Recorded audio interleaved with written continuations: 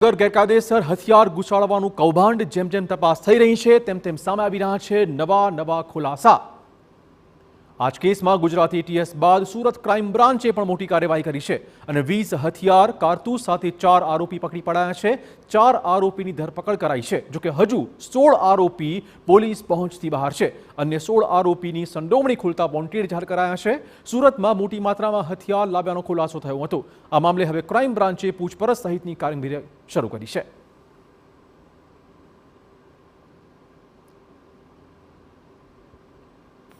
20 જેટલા વેપન્સ जो જેમાં .32 બોરના પિસ્ટલ છે, રિવોલ્વર છે, ડબલ બેરલ ગન્સ છે जो है અને આ પ્રકારના વેપન્સના રિકવરી અહીંયા કરવામાં આવી। ટોટલ કુલ 20 વેપન્સ પકડવામાં આવેલા, જેમાં 93 જેટલા जो કાર્ટિजेस भी अलग अलग जो है પિસ્ટલ અને રિવોલ્વર એના અને ડબલ બેરલના કાર્ટિजेस भी છે અને ટોટલ અત્યાર સુધી 4 આરોપીઓને પકડવામાં આવેલા છે અને કુલ 16 જેટલા આરોપીઓ અમારા વોન્ટેડ છે જેને પકડવાની કામગીરી ચાલુ છે।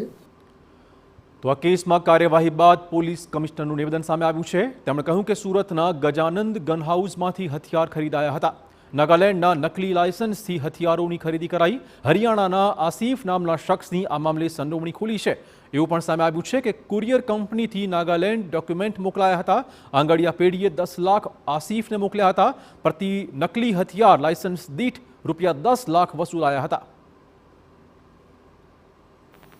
અહીંયા એક ગજાનંદ ગન હાઉસ આવે છે જ્યાં અતુલ પટેલ એના જો માલિક છે અને આ એના માધ્યમથી કુલ 6 જેટલા ફેક લાયસન્સ જો નાગાલેન્ડમાંથી બનાવવામાં આવેલા કે નાગાલેન્ડમાંથી ઇસ્યુ થયેલા લાયસન્સ આધારે જો ગજાનંદ ગન હાઉસમાંથી લગભગ 51 જેટલા વેપન્સના જો વેચાણ કરવામાં આવેલા છે।